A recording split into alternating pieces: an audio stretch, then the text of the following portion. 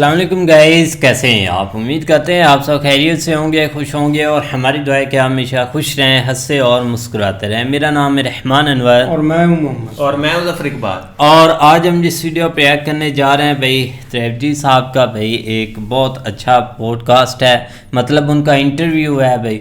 बाकी आगे करते वीडियो स्टार्ट और देखते हैं। अगर वीडियो पसंद आए वीडियो को लाइक, चैनल को सब्सक्राइब ज़रूर कीजिएगा। करते वीडियो स्टार्ट और देखते हैं भाई। इंडिया अलायंस का प्रॉब्लम क्या है? They have nothing but to fall in line with Congress. आपको लग रहा है कांग्रेस पार्टी का डिसीजन है? हो सकता है उनके स्पोक्स पर्सन्स का प्रेशर हो कि साहब इतनी एब्सर्ड चीजें आप बोल रहे हैं, हम कहां तक डिफेंड करें जाके। ममता जी की पार्टी ना 3 में है ना 13 में है। अधीर रंजन चौधरी जी कहते हैं कि there is no democracy in Bengal and in Bengaluru when they meet they said we need Mamata to save the democracy in India. अरे भाई, जिन्होंने 10 साल अपने प्राइम मिनिस्टर को नहीं बोलने दिया, कैसे वो गवारा करेंगे कि कोई दूसरा उनसे सवाल पूछ ले। बहुत डेमोक्रेटिक है। तभी गुलाम नबी आज़ाद भी छोड़ के चले गए, ईस्ट में हिमंता बिश्व शर्मा छोड़ के चले गए, साउथ में केशवंत छोड़ के चले गए, ए.के. एंटोनी का बेटा अनिल एंटोनी छोड़ के चला गया, कैप्टन अमरिंदर सिंह छोड़ के चले गए। हकीकत यह है कि जब जब सत्ता छूटती है तब तब कांग्रेस टूटती है। अगर हम ये कहें कि ट्रांसलेशन तो भारत और इंडिया बराबर है, पर राहुल गांधी ने तो नहीं कहा ट्रांसलेशन की लड़ाई है। राहुल गांधी ने तो कहा आइडिया की लड़ाई है। और आइडिया में इंडिया का आइडिया और भारत के आइडिया में जमीन आसमान का अंतर। अगर ये कॉन्फ्रेंस कहीं हो गई होती है कि इरेडिकेशन ऑफ क्रिश्चियनिटी और इरेडिकेशन ऑफ इस्लाम, अरे साहब, एक भोजपुरी का गाना है ना, आरा हिले छपरा हिले बलिया हिले ला, तो जानते क्या होता? दिल्ली हिले, लंदन हिले, न्यूयॉर्क हिले ला, सातों समुद्रों में तूफान सुनामी आ गई होती। पाकिस्तान तो एक ऐसा देश है जिसकी आइडेंटिटी छोड़िए, लैंग्वेज भी उधार की है। जब पाकिस्तान बना तो वहाँ की लैंग्वेज क्या थी? Native languages Punjabi, Sindhi, Pashto, Baloch.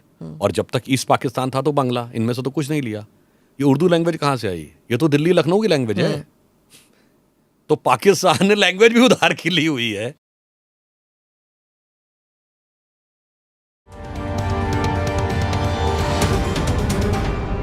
Namaste, Jai Hind. Thank you for making this podcast one of the most watched or listened channels on YouTube and audio platforms. My guest today doesn't need much of an introduction. He's been on your request list for a long time. Sudhanshu Trivedi is somebody that you would have seen on television channels as well as on WhatsApp messages and on audio platforms.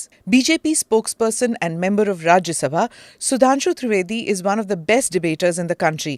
It's literally impossible to debate with him about Indian history, culture, mythology and politics. So without much ado, let's talk to Sudhanshu Trivedi. Sudhanshu ji, thank you so much. आप ANI podcast में आए. मैं पहले apologise कर लेती हूँ अपने viewers को, क्योंकि वो पहले ही पूछेंगे कि आपने ऐसे सवाल कैसे पूछ लिया। सुधांशु जी, आपका फ़ैन फॉलोइंग जो है यूट्यूब में इतना है कि हर पॉडकास्ट में पहले होता है कि when are you bringing Sudhanshu Trivedi ji, why don't you ask this to him, why are you asking this person. So today एक लंबा लिस्ट है, ये भी पूछना है, फला भी पूछना है, ये भी पूछना है। तो मैं पहले तो अपनी बिरादरी के बारे में पूछूंगी। ये जो नया बॉयकॉट लिस्ट जो निकला है इंडिया अलायंस की तरफ से, तो उसके बारे में पूछूंगी what do you have to say to this. But first, for our expat viewers, a little information about what this boycott list is all about. The India Opposition Alliance has decided to boycott television shows moderated by certain news anchors. The list, shared by several members of the parties of the Indian coalition, contains the names of Republic TV's Arnab Goswami, News 18 Hindi's Amish Devgan, Times Now's Navika Kumar, India Today Group's Sudhir Chaudhary, Gaurav Sawant and Shiv Arur, Bharat 24's Rubika Liaquat, among the 14 news anchors. The opposition alliance believes that this step is necessary because the BJP has captured the narrative unfairly in mainstream English and Hindi media via the debates anchored by these journalists. तो बताइए, आप क्या समझते हैं कि ये boycott list open में क्यों आया है? क्योंकि कई बार ऐसे होता है दैट पॉलिटिकल पार्टीज़ जो हैं वो किसी एक एंकर के शो में नहीं जाते। जैसे आपकी पार्टी भी कई साल तक एनडीटीवी के शोज़ में नहीं जाती थी, अब जाने लग गई है क्योंकि वहाँ पे भी चेंज हो गया है, ओनरशिप चेंज। तो why did they have to come out with it? आपके व्हाट डू यू थिंक? मुझे लगता है कि ये जो एक typical characteristic, you can say entitlement oriented mindset है कांग्रेस पार्टी का, जो आज से नहीं है। मजरूर सुल्तानपुरी ने लिख दिया था जवाहरलाल नेहरू के खिलाफ एक आर्टिकल कि उनके स्टाइल ऑफ फंक्शनिंग में हिटलर की झलक मिलती है। 2 साल बेचारे जेल में रहे थे। इमरजेंसी के समय लिख दिया था संजय गांधी के कार्यक्रम में आने से किशोर कुमार ने केवल गाना गाने से मना कर दिया था, तो ऑल इंडिया रेडियो से वो बाहर कर दिए गए थे। आप याद करिए, चंद सवाल पूछ लिए थे राजीव गांधी से, तो इंडियन एक्सप्रेस के ऊपर बिजली काट दी गई थी। इतना ही नहीं, याद करिए the post and telegraph bill which has been put in the pocket by Gyani Zail Singh. वो क्या था, आज की जनरेशन को याद नहीं होगा। I would like to remind them, it was a bill proposed by Rajiv Gandhi government because at the time they were having huge brutal majority, so they have passed a bill that government of at that time was having an authority to open anybody's letters and can read it, and if anything objectionable is found, then the government can take appropriate action. But fortunately the then president Gyani Jail Singh never returned that bill, which is the only bill in the history of India which was never returned. Like, I would like to ask, can a government say that we should have right to read everybody's email, messages and WhatsApp? But And then... the allegation is that you do it through Pegasus. No. Officially by the Act of Parliament. Okay. That was equivalent to that. By Act of Parliament, the government should be authorized to see any email, any message, any WhatsApp, and if anything objectionable is found, the appropriate action can be taken. This was the level. And so, I just want to say, same thing है। अब कहावत कह जाती है, पर यहाँ पे कांग्रेस ने तो नहीं किया ना, मतलब पूरा इंडिया अलायंस सारी पार्टियां मिलके कर रही हैं। होता क्या है कि एक संस्कृत में श्लोक होता है, संसर्गजा दोष गुणा भवंती, यानी जैसे इंग्लिश में कहेंगे ना, man is known by the company keeps. तो जैसे कंपनी में आते हैं तो उनके ऊपर भी इन्फ्लुएंस आ गया होगा। वैसे तो देखिए इंडिया तो कांग्रेस का कल्चर, इंडिया अलायंस का प्रॉब्लम क्या है जी, they have nothing but to fall in line with Congress. अब उन्होंने कहा जीतेगा इंडिया जुड़ेगा भारत, तो ये तो भारत जोड़ो यात्रा से कनेक्ट हो गया, तो आप राहुल गांधी की लाइन में फॉल इन कर गए। अब देखिए आम आदमी पार्टी ने उनकी आर्म ट्विस्टिंग की और कहा दिल्ली बिल पे आपको सपोर्ट करना पड़ेगा, तो उन्होंने कहा ठीक है, कांग्रेस तो उनसे ज़्यादा सयानी पार्टी है, वो नो कॉन्फिडेंस मोशन ले आई। नो कॉन्फिडेंस में सारी लीड कांग्रेस के पास, क्योंकि टाइम का डिस्ट्रीब्यूशन तो एज पर the strength in the house होता है। तो अगर आप देखें तो कांग्रेस ने उनको फोर्स किया, तो मैं मानता हूँ कांग्रेस की जो धमकाने की प्रवृत्ति है कि जो मैंने कहा है, लाइक पुराने ज़माने में राजाओं में होता था इनफैलिएबिलिटी, द किंग इज इनफैलिएबल, तो आप उससे सवाल नहीं पूछ सकते, इसीलिए मैंने उस जमाने से लेकर आज तक बता दिया। तो इसलिए, और इंदिरा जी ने इमरजेंसी लगाई थी, that is all together a different thing. Nehru ji, Indira ji, Rajiv ji, जो मैंने तीनों प्राइम मिनिस्टर्स फर्स्ट फैमिली के बता दिए। सो इज द सिचुएशन कि धमकाना है। और वैसे मेरी एक हाइपोथेसिस ये भी है, हो सकता है आपको लग रहा है कांग्रेस पार्टी का डिसीजन है, हो सकता है उनके स्पोक्स पर्सन्स का प्रेशर हो कि साहब इतनी एब्सर्ड चीज़ें आप बोल रहे हैं, हम कहाँ तक डिफेंड करें जाके। कभी आप सनातन को डेंगू बोल दे रहे हैं, कभी आप HIV बोले दे रहे हैं, ये बोले दे रहे हैं, कहाँ तक डिफेंड करें। तो may be like the time of, ये कहा जाता है ना, व्हेन अलेक्जेंडर वाज डिफीटेड, मतलब I am saying Alexander was defeated, then the army revolted. तो माइट हैव बीन, अंदर किसी को ना पता हो कि उनके स्पोक्स पर्सन का रिवोल्ट हो कि साहब आप क्या क्या भेज दे रहे हैं, हम कहाँ तक हम डिफेंड करेंगे। HIV बोलेंगे, ये बोलेंगे, वो बोलेंगे, साहब हमसे ना हो पा रहा है। तो कुछ भी हो सकता है, ये तो कांग्रेस के लोग बेहतर बता सकते हैं। बट डर के दो बातें बहुत साफ है, डिबेट से डर तो साफ है, इसमें कोई किंतु परंतु नहीं है। अब ये है कि डर के कारण धमकाने की स्थिति, अब ये भी हो सकता है। मतलब I am again giving an hypothesis, why a decision has been taken when Rahul Gandhi is abroad. कोई उनको वहां से कोई, देखिए राहुल गांधी से पूछे बगैर तो डिसीजन नहीं हुआ होगा। तो ये कोई कमिटी है ना, उनकी मीडिया कमिटी, तो उसमें राहुल गांधी तो है नहीं। अब फैक्ट तो ये है कि राहुल गांधी जी आज की डेट में neither is party president, nor is vice president, तो फिर nor is general secretary, nor is the leader of the opposition Rajya Sabha, nor is the leader of the opposition Lok Sabha, but he is all in all.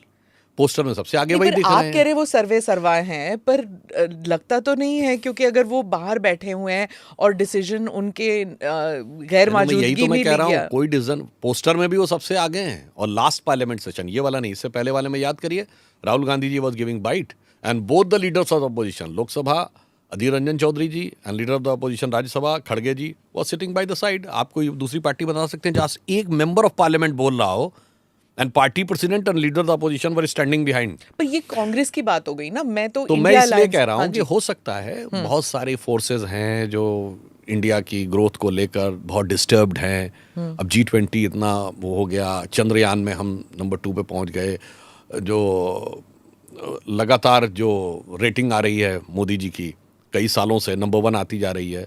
हो सकता है वहाँ से कोई बातचीत हुई हो किसी से, वो बाहर जाते हैं तो पर वहाँ का भी डिसीजन हो सकता है। ये बॉयकॉट कॉल को जो ऐलान हुआ है, ये राहुल गांधी मौजूद नहीं है हिंदुस्तान में, लेकिन ममता जी भी नहीं है यहाँ पर, तो उनके गैर मौजूदगी में भी हो गया। और वो तो उनकी पार्टी तो कमेटी में भी नहीं है, अभी तक उन्होंने नाम नहीं दिया। फैक्ट तो ये है कि अब उनकी पार्टी के लिए तो बड़ी भारी समस्या है। ममता जी की पार्टी ना 3 में है ना 13 में है। अधीर रंजन चौधरी जी कहते हैं कि there is no democracy in Bengal, हमारे वर्कर्स का मर्डर हो रहा है, और वो कोर्ट तक चले जाते हैं, कांग्रेस वर्कर्स का मर्डर हो रहा है। I am talking about Congress worker. And in Bengaluru when they meet they said we need Mamata to save the democracy in India. Such a level of contradiction कि on Kolkata they are saying there is no democracy in Bengal, but in Bengaluru they are saying that the leader of the or the ruler of the Kolkata is needed to save the democracy in the country. तो इस ढंग के contradictions हैं। बताइए, left parties ने कह दिया हम तो ममता जी के खिलाफ लड़ेंगे चुनाव, तो वो तो अलग बात है। मीडिया में इंटरेस्ट इनका था, तो मैं बहुत अगर समराइज करूं तो 2 पॉइंट्स। 1, ये कांग्रेस की टिपिकल करेक्टरिस्टिक डोमिनेटिंग आदत है, फॉल इन लाइन, नहीं तो हम नहीं आएंगे। नहीं तो बस वो जो इनकी पार्टी में भी होता था कि बोलना नहीं चाहिए। अरे भाई, जिन्होंने 10 साल अपने प्राइम मिनिस्टर को नहीं बोलने दिया, कैसे वो यकीन करेंगे, कैसे वो गवारा करेंगे कि कोई दूसरा उनसे सवाल पूछ ले। तो एक ये, और दूसरा हो सकता है कि उनके स्पोक्स पर्सन और लीडर्स बहुत परेशान हों कि आप इस ढंग की एब्सर्ड, इलॉजिकल, कभी आप हिंदू धर्म को गाली बकेंगे, कभी सनातन धर्म को गाली बकेंगे। चलिए, मोदी जी के प्रति जो बोल रहे थे समझ में आता था, अब एक बार वो टॉलरेट कर सकते थे, डिफेंड कर सकते थे, कुछ भी मन में ईर्ष्या है भाई, व्यक्ति के बारे में बोलिए, कोई बात नहीं, हम टॉलरेट करेंगे। पार्टी के बारे में बोलिए, हम टॉलरेट करेंगे। गवर्नमेंट के खिलाफ बोलिए। अब आप हिंदू धर्म, सनातन धर्म पे लगातार बोलते हैं, हो सकता है वही लोग परेशान हो रहे हो। और वैसे तो मैं ये कह सकता हूं कि आप ये समझ लीजिए, इस डिसीजन को मैं एक ही लाइन में कहूंगा कि विनाश काले विपरीत बुद्धि। क्योंकि इसके बाद अगर वो नहीं आएंगे तो किसी को तो ले आएंगे ना, वो कांग्रेस के समर्थक को ले आएंगे, और वो ऑफिशियल पोजीशन नहीं होगा, तो वो हो सकता है कि वो वीक पोजीशन हो। अच्छा, मैं एक और बात कहूंगा कि जो आपके व्यूअर्स हैं, millions of viewer, I would like to say, पिछले करीब 2-3 महीनों की आप डिबेट्स में जाके देखिए। Just go and search, look at the substance of what Congress was saying, the facts and logic, and you will get a clear answer. They were heavily lacking on substance and logic. Shouting कौन ज्यादा कर रहा था, ये भी देख लीजिए। Personal comments कौन ज्यादा कर रहा था। Even in the body language कौन ज्यादा अननेसेसरीली, एग्रेसिव भी नहीं कहना चाहूंगा, फ्रस्ट्रेटेड नजर आ रहा था।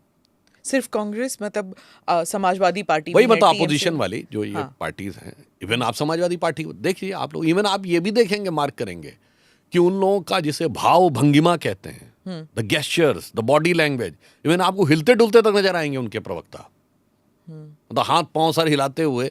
तो ये दर्शाता है कि somehow they were feeling discomfort, so they might have taken, it is up to them. देखिए, डिसीजन उनका है, मगर एक बात बहुत साफ है, बहुत साफ हो गया कि पहले उनको किससे प्रॉब्लम नहीं थी। वो कहते हैं कि साहब, हमें इलेक्शन कमीशन से भी प्रॉब्लम थी, हमें ईवीएम से प्रॉब्लम थी, उनको कोर्ट से भी प्रॉब्लम थी, मगर तब जब उनके फेवर में डिसीजन आ जाए तो सब ठीक था। उनको हिंदू धर्म और सनातन धर्म से प्रॉब्लम है। वो तो उस विचारधारा के साथ है जो कहते हैं इंडिया कभी एक कंट्री रहा ही नहीं, उसमें तो 22 नेशनलिटीज हैं। इसमें तो अगर आज उनको मीडिया के साथ भी प्रॉब्लम है, तो इसका मतलब हम ये कह सकते हैं कि जिसको हर जगह प्रॉब्लम नजर आ रही हो, इसका मतलब उसे अपनी दिमाग और आंखों का इलाज कराना चाहिए, बजाय, दूसरे शब्दों में मैं ये कह सकता हूं कि बुरा जो देखन में चला, बुरा न मिलिया कोई, जो दिल खोजूं अपना, मुस्सा बुरा न कोई, ये कांग्रेस के लिए एकदम सही उचित उतरता है। सर, पर इनमें से कई कहते हैं कि लेवल प्लेइंग फील्ड नहीं है, मीडिया जो है एडिटोरियली वो बीजेपी की तरफ झुक चुकी है और कई सालों से झुक चुकी है।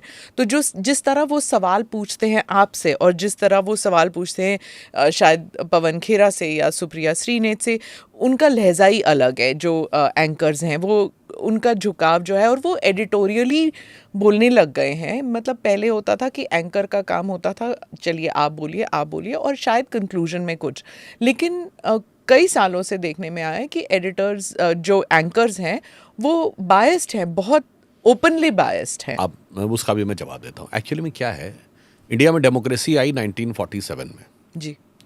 तो राजे रजवाड़े गए तो उस समय उनको बहुत तकलीफ हुई थी कि my authority, absolute authority, it is been diminished. But फिर रियल डेमोक्रेसी आई 77 में। सब तक एक ही पार्टी रूल था, अब दूसरी पार्टीज भी जीतने लगी। अब अफसोस क्या हुआ कि मीडिया के अंदर वो जो वन पार्टी कंट्रोल था, जैसे लाइटर नोट WTO ने कहा था ना कि monopolies restrictive trade practice act MRT। अब वो जो मोनोपोली थी जी। वो मोनोपोली पहले राजे रजवाड़ों की थी, डेमोक्रेसी थी नहीं, 47 में मोनोपोली खत्म हुई। कांग्रेस की मोनोपोली 77 में खत्म हुई कि साहब सेंटर में तो हम ही रूल करेंगे। अब ये मीडिया में जो मोनोपोली थी, इसकी बजाय जो डेमोक्रेसी आनी शुरू हुई, जैसे मैंने कहा ना, टेक्निकल डेमोक्रेसी 47 में आई, एक्चुअल डेमोक्रेसी 77 में आई। जब श्री राम जन्मभूमि आंदोलन आया 90s में, वर्नाकुलर मीडिया में डेमोक्रेसी आनी शुरू। डेमोक्रेसी मतलब दूसरे व्यू को भी सुनिए ना, look at the other aspect also. अब क्या हुआ, मगर उसके बावजूद the control was so strong in the national media. अब पिछले 8-9 साल में वो भी दूसरे व्यू को समझने लगे, दूसरे व्यू पे क्वेश्चन पूछे जाने लगे। तो अब वो जो ट्रू डेमोक्रेसी आ रही है, तो जैसे फ्यूडल लॉर्ड्स को प्रॉब्लम होती थी, मुझसे सवाल कैसे पूछ लिया गया, मेरे से पूछने का लहजा ठीक नहीं है, उससे पूछने का लहजा ठीक है। तो मुझे लगता है और कुछ नहीं, this is a churning process when the media is getting truly democratized. So there has been a desperate attempt by these parties who want to terrorize the media. Sir, आपने 70s का जिक्र किया था तो मैं उसी के बारे में पूछूंगी। जो 70 के दशक को अगर हम देखें और उसके बाद 90 के दशक, there was a leftist media and there was एक तरफ लेफ्टिस्ट मीडिया था एंड दूसरी तरफ वो जो कांग्रेस पार्टी का जो इकोसिस्टम था वो था। समवेयर वो मर्ज कर गया और आप 90s के दशक में आप चर्न की बात कर रहे हैं, because that the editors were still the who were the leftist media and the editors were still those who had fought the Congress. But कभी ना कहीं वो merge हो गया, वो compromise हो गया, I should say. The pro-Congress ecosystem and the left ecosystem merged, क्योंकि उनकी सरकारें भी तो merge कर गई ना, जब coalitions होने लग गई तो ये दोनों merge कर गई. अब 90s के दशक में you got another set of journalists who came, who were writing in favor of Atal Bihari Vajpayee, they were writing in favor of Advani ji. अब वो editors जो हैं या वो opinion makers जो हैं, they rose in ranks और धीरे धीरे they became in positions of power in the news media. तो न्यूज़ रूम में बदलाव आने लग गया 90 के दशक में और उसके बाद 2000s. And of course there was a huge fan following for Atal Bihari Vajpayee जब वो प्रधानमंत्री बने. Then comes the era of coalitions. फिर मीडिया में they didn't know which way to go. अब जो है it is quite clear, कोई भी आप चैनल खोल लीजिए, it's quite clear that it's a pro-BJP bias that is there. No. जो आपने कहा कि गवर्नमेंट चेंज हुई, कोई इसमें प्रो गवर्नमेंट और वाजपेयी जी के फेवर में रहे फिर कोलिशन में कंफ्यूज रहे, ऐसा कुछ नहीं रहा. The agenda was very clear since 60s and if somebody is having any confusion they can go and read Mitrokin's archive, KGB and the World Part 2, how the media was controlled in 60s and 70s. I am giving you an example. There was one journalist whose name was Yuri Bachmanev, who used to work in India in 60s and 70s, and actually he was a KGB agent. He finally defected to Canada, and then he has given an interview in Canadian media. He has given a very clear-cut elaboration of how the media was controlled at the time, and the reminiscence is still continuing. He has given a phrase, ideological subversion. इस पूरी society को demolish करने का एक mechanism है, जिसके उसने 4 parts बताए. फर्स्ट, आपके दिमाग में भरना है कि आपका समाज, संस्कृति सब कुछ गलत है. और सब कुछ बुरा है आपके अंदर, उसने उसको कहा है first stage is the stage of demoralization. जी। पहले दिमाग में भरना है कि सब कुछ गलत है हमारा, एवरीथिंग इज रॉन्ग। जब हम वो इशू क्रिएट कर ले जाएं, देन ही says second stage come the stage of destabilization. अब उनको लेकर एक मूवमेंट खड़े करने हैं टू डिस्टेबलाइज द सोसाइटी। अब जब उसमें भी सक्सेस हो जाएंगे, the third stage stage of revolution उन्होंने कहा है, यानी अब वायलेंट रिएक्शंस में करना है टू कैप्चर द पावर। और then the comes the fourth stage, जिसको उन्होंने कहा था स्टेज ऑफ नॉर्मलाइजेशन, यानी द रिजीम इज कैप्चर्ड। तो क्या हुआ कि वो पूरे एक एजेंडा के तहत चल रहे थे 60-70। एजेंडा उनका कभी नहीं कम हुआ। इंडियन कल्चर, हिंदू धर्म, सबको नुकसान करते रहना है। सुषमा स्वराज जी का 1996 का 13 दिन की गवर्नमेंट का जाके वो देखिए जो संसद में भाषण दिया था, उन्होंने कहा था इस देश में सेकुलर होने की पहचान ये है कि आप हिंदू होने पर ग्लानि का अनुभव करें। Shame. और इन Shem you should be ashamed of being a Hindu. And intellectual होने के लिए है you should be abusing Hinduism on every aspect. इस एजेंडा में कोई कमी आई हो तो बताइए। और मैं इस बात को फैक्ट के साथ बोलना चाहता हूं, अगर उनको उनके ज़माने में कोट कर रहा हूं, 30 अक्टूबर 1990 जिस दिन कार सेवा थी अयोध्या में, the famous dialogue of Mulayam Singh Yadav, परिंदा नहीं पर मार पाएगा। आज जाके दूरदर्शन के आर्काइव से चेक करिए, मुझे याद है चित्र बचपन 3 बजे की खबर आई, कुछ नहीं हुआ है वहां। रात 9 बजे दूरदर्शन और आकाशवाणी दोनों की खबर आती, उन्होंने कहा nothing happened there. Next day morning Times of India, Navbharat Times, दोनों में गुंबद पे खड़े हुए कारसेवकों की और झंडा भगवा ध्वज लगाए हुए कारसेवकों की फोटो। इतना झूठ बोला जाता था। फैक्ट ये, और इसलिए गोली 30 अक्टूबर को नहीं चली थी। मैं फिर रिमाइंड कर दूं, वो लोग भूल गए। 2 नवंबर को गोली चलवाई गई क्योंकि the government got frustrated because they were ashamed in front of people कि ये क्या हो गया, हमने तो कहा था कुछ नहीं हुआ, ये कैसे। और ये इंश्योर किया गया था कि वो मीडिया की कोई खबर ना जाने पाए। मैं याद दिलाना चाहता हूं 29 अक्टूबर एंड 30 अक्टूबर 1930 लखनऊ आने वाली सारी ट्रेनें कैंसिल, लखनऊ आने वाली सारी फ्लाइट्स कैंसिल, लखनऊ आने वाली सारी बसेस कैंसिल। कोई प्राइवेट व्हीकल भी नहीं आ सकता है, only government vehicle. All STD calls blocked, यानी आप शहर के बाहर ना फोन कर सकते ना कुछ। इसके बावजूद अब वो जर्नलिस्टों का हुनर था कि वो कैसे पहुंचा ले गए वो फोटो बाहर। तो इतना बड़ा झूठ जिन लोगों ने बोला, तो उनको लगता था ये है, कोई सवाल ही मुझसे नहीं होना चाहिए, सिर्फ एक तरफा सवाल होना चाहिए। अब दोनों तरफ के सवाल आने लगे हैं तो अनकंफर्टेबल होगा। जैसे मैं कहूंगा ना, किंगशिप का जमाना था, बाद अब्बा मुलायजा होशियार कहा जाता था, सजदे में निगाह रहे तमाम, होश खिरत पेश बादशाह रहे। तो मतलब झुक के ही बात करनी है, सवाल तो पूछना नहीं है। अगर खड़े होकर सवाल पूछता है, उसे लगता है ये क्या तरीका है बोलने का। अदरवाइज एक भी सब, अब मैं छोटी सी बात बताता हूं, उनको लगता है कि कोई मीडिया ज्यादा पूछ रहा है। अब बताइए, आप ये कहेंगे राहुल गांधी जी बाहर जाके बोले, जब मुस्लिम लीग से उनके रिलेशन में पूछा गया, उनका आप देखिए word and tone and tenor, Muslim League is absolutely secular, no problem about it, I don't have any problem. Muslim League is absolutely secular. I am having no problem about it. And BJP is communal. अब अगर इस ढंग का आप narrative होगा, तो फिर अगर आपसे जर्नलिस्ट पूछेगा कि if you are saying that BJP is communal and Muslim League is absolutely secular, then you say नहीं तो साहब हम ही से क्वेश्चन पूछ रहे हैं, उनसे क्यों नहीं पूछ रहे हैं। But this is the attitude or this is the view not just of Rahul Gandhi.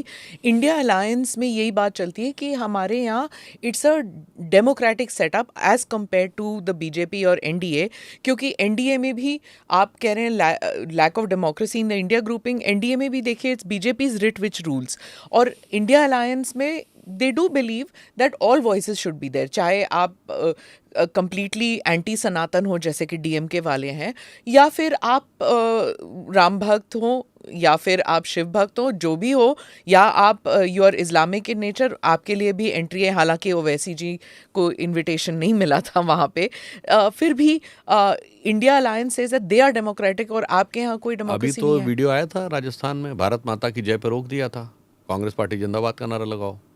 बहुत डेमोक्रेटिक है, तभी गुलाम नबी आज़ाद भी छोड़ के चले गए। बहुत डेमोक्रेटिक है, नॉर्थ से साउथ तक आई है।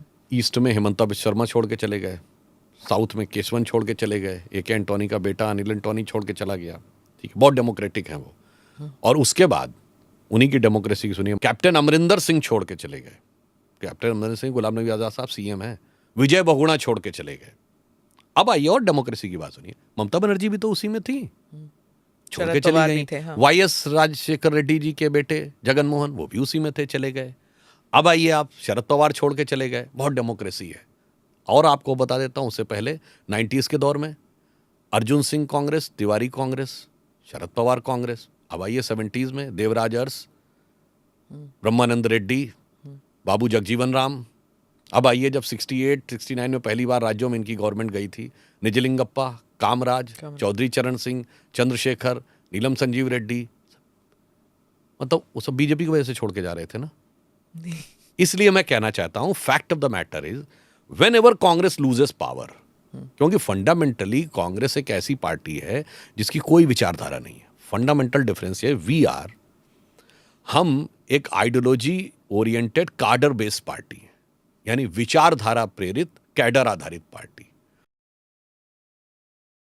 है गाइस, तो जैसा आपने देखा सर की एक बहुत ज़्यादा नॉलेज है। पहली बात तो ये भाई कि उनके हाज़र दिमाग जो होते हैं ना भाई, वो क्वेश्चन और आंसर वो बहुत ज़्यादा भाई हैवी होते हैं कि आप देख ले कि अब मैम उनसे पूछे जा रही है, लेकिन एक बार भी उन्होंने सोचा नहीं या कोई सोच विचार नहीं की कि किसी चीज़ के बारे में सोच कर जवाब दें, वो देते हैं सीधा जवाब। और अब अगर आ जाएं भाई, अब आगे मीडिया पर आ जाएं, जो मीडिया होता है ना भाई, वो कोई ब्लैक आउट हो जाता है, कोई बैन हो जाता है, वो होता है भाई अपनी गलतियों की वजह से। अब देखें कि हर जगह ये चीज़ें चलती है और ये नहीं कोई चाहता कि भाई कोई हमारी प्रो हो जाए या ना प्रो। अब देखें कि बहुत ज़्यादा वाकई ये भाई एक बताया जाता है कि ज़्यादा भाई अब मीडिया जो है ना वो पीएम मोदी की जो गवर्नमेंट है ना उसकी तरफ उसका झुकाव, लेकिन भाई कोई ऐसी चीज़ नहीं है। हम तो देख रहे होते हैं कि हर तरह की न्यूज़ आ रही होती है, हर तरह की चीज़ें चल रही होती हैं, तो काफ़ी ज़्यादा इस पर ना भाई एक चीज़ें चलती हैं। तो तभी जाकर सर से ये बहुत ख़ास क्वेश्चन आप देख ले कि हम भाई एक पार्ट बनाया और इस एक पार्ट में ज़्यादा इसी चीज़ पर जोर दिया गया है कि बैन क्यों है, लेकिन सर ने अच्छे से जवाब दिए हैं कि आप देख ले कि इनके सामने ही है भाई, इन्होंने भी ब्लैकआउट किया हुआ था, हर चीज़ इन्होंने की हुई थी, लेकिन कुछ भी नहीं है भाई। यही चीज़ें हैं कि भाई सर ने बहुत अच्छे जवाब दिए हैं, तो भाई बेहतर स्टूड नहीं, जो मुद्दा था ना वो एक अभी भी एक मतलब कि काफ़ी ट्रेंड में है। जो एक कांग्रेस है ना, उन्होंने जो एक एंकर है ना उनका बाइकाट किया, जो मतलब कि मीडिया में थे। एक उनमें काफ़ी सुनील चौधरी भी और काफ़ी जो जो नाम मतलब कि एक बताए गए हैं उनका एक बैन बोला है। तो वो एक बातचीत हो रही थी कि वो क्यों उनको मतलब कि बैन किया गया, क्या वो एक वन साइडेड एक नैरेटिव बनाते हैं या एक हर पक्ष को लेकर आगे चलते हैं। तो सर ने भी ठीक बोला है कि जब आपके पास सत्ता होती है ना तो आपको ऐसे चीज़ें एक लगती है कि ये चीज़ें हो रही हैं, वो एक मीडिया है उनकी तरफ झुकाव कर रहा है, तो इसमें कोई डाउट नहीं। अब जिसकी गवर्नमेंट होती है उस पर एक अगर आप अच्छी एक चीज़ें करते हैं तो डिबेट भी फिर वो अच्छे पर करते हैं। अब G20 था तो इसका भाई क्रेडिट आप पीएम मोदी को ही जाएगा, क्योंकि अब बीजेपी की हुकूमत है और बीजेपी इसके क्रेडिट के हकदार भी हैं। लेकिन जब एक नो डाउट कांग्रेस काफ़ी एक अच्छी पार्टी है, उसमें भी काफ़ी उन्होंने वर्किंग की है देश के लिए, क्योंकि अब ये पॉलिटिक्स मुद्दा होता है, इस पर अब एक वन साइडेड नहीं एक बोल सकते कि वो अच्छा है ये अच्छा है। जो भी है एक अपने देश के लिए भाई एक जद्दोजहद सब करते हैं। नहीं, बिल्कुल ऐसा ही है। लेकिन ये कि मीडिया के ऊपर अगर आए तो भाई आज का अगर देख लें और पहले के मीडिया में काफ़ी जो है ना वो फ़र्क आप देख लो कि एक पार्टी सत्ते में है, एक पार्टी गवर्नमेंट लीड कर रही है, तो ज़ाहिर बात है उसमें से अगर वो 10 कार्य करती है तो 10 में से एक अगर वो मतलब सही नहीं होता, 9 अगर पॉजिटिव होते हैं, तो ज़ाहिर बात है मीडिया ने 9 तो वो दिखाने हैं। अब उसके ऊपर अगर आप ये इल्ज़ाम लगा देंगे कि भाई ये प्रो जो है ना वो मतलब उसी गवर्नमेंट की प्रो है, खासकर जिस तरह बीजेपी की हुकूमत, तो ये फिर ठीक नहीं होगा। ज़ाहिर बात है मीडिया का काम तो चीज़ें दिखाना ही होता है ना। लेकिन बाकी भाई ये एंकर्स के हवाले से बात करें तो एंकर के ऊपर अब इसमें एक मतलब एक दो ऐसे एंकर्स हैं जिनको मतलब वो तो काफ़ी जो है ना वो बीजेपी के ख़िलाफ़ भी हैं, लेकिन उसके बावजूद भी उन्होंने उनको भाई मतलब उनके सामने इंटरव्यू देने से जो है ना वो इनकार कर दिया है। बाकी भाई इनके ऊपर आए तो भाई इनमें काफ़ी इस चीज़ के ऊपर ग्रिप है कि वो मामलात को बड़े हाई तरीके से हैंडल करते हैं और हर तरह का जवाब उनके पास है। आप देख लो लास्ट जिस तरह एक सनातन के ऊपर एक मुद्दा उठा हुआ था, वो भी एक ठीक नहीं था, बाद दफ़ा ऐसी चीज़ें हो जाती हैं मतलब कि जिसका जो है ना वो उसको डिफेंड करना भी बड़ा मुश्किल हो जाता है, तो वहाँ आप मीडिया को किस तरह जो है ना वो दोष दे सकते हैं कि इसके ऊपर वो आपके साथ नहीं है। बाकी अभी तो भाई चीज़ें बहुत सारी चल रही हैं, ज़ाहिर बात नेक्स्ट जो है ना वो आगे इलेक्शंस भी हैं, तो जो है ना ये अब चीज़ें थोड़ी सी हाइप पकड़ेंगी और काफ़ी चीज़ें जो है ना वो आपके काफ़ी अब मामला तो ये उठा, लेकिन उसमें अब एक राहुल गांधी जो एक सर भी बता रहे थे कि राहुल गांधी बीच में नहीं है। एक जो मुद्दा है ना वो एक ट्विटर पर उठा हुआ है, जो लोग पार्टी के उन्होंने उठाया हुआ है कि ये एक प्रो मतलब कि बीजेपी एक एंकर है, इनको एक मतलब कि यही चीज़ें सोचती है जैसे कि वो लास्ट पर भाई एक अदानी ने वही वो चैनल ही खरीदा था, तो वो भी काफ़ी एक मुद्दा है कि अभी भी सुर्खियों में रहा।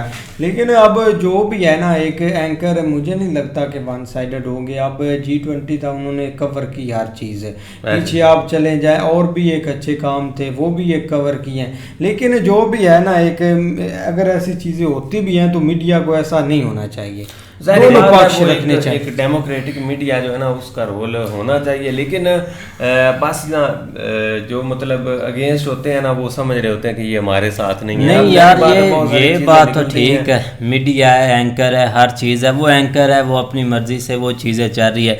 लेकिन अब जो वोटिंग होनी है, जो इलेक्शन हो रहे हैं, वो कौन सा एंकर ने जाकर वोट डालना है? वो तो एक कारकर्दगी है भाई, जो पीएम मोदी ने की है या कांग्रेस ने की है, सब ने भाई कंपैरिजन करना है, जो भी बेस्ट है वो जाकर अपना उस पर वोट डाल देंगे। अब ये तो चीज़ें यहाँ पर चल नहीं रही। पाकिस्तान तो है नहीं कि भाई इधर एक बंदा बैठकर 500 वोट डाल दे, 2000 वोट डाल दे। भाई अपनी मर्जी से लोग जाएंगे, जाकर वोट डालेंगे। अगर उनको पीएम मोदी अच्छे लगते हैं उनको डालेंगे, अगर कांग्रेस की पार्टी अच्छी लगती है वहाँ डालेंगे। अब कौन सा भाई एंकर उठकर आएंगे कि भाई आपने वोट इधर डाला है आप इधर डाले, वो कौन सा ऊपर छड़ी लेकर खड़े होंगे? ऐसे ही भाई ये बस एक मुद्दा बनाते हैं अपोजिशन लीडर्स, तो अब वो यही चाहते हैं कि हमसे कोई क्वेश्चन ना पूछे, यही है, तभी जाकर चुप करके अपना भाई अंदर बैठ गए हैं। बाकी एक अच्छा इंटरव्यू था, पहला पार्ट था। बाकी आगे सर ने बहुत सारे और भी मुद्दों पर बात करनी है, इंडिया वर्सेस भारत पर, भाई पॉलिटिशियंस पर, हर चीज़ क्लियर करेंगे, तो वो भी देखेंगे। तो उम्मीद करते हैं आपको वीडियो पसंद आएगी। अगर पसंद आए वीडियो को लाइक, चैनल को सब्सक्राइब ज़रूर कीजिएगा। मिलते हैं नई वीडियो के साथ, तब तक के लिए अल्लाह हाफिज़।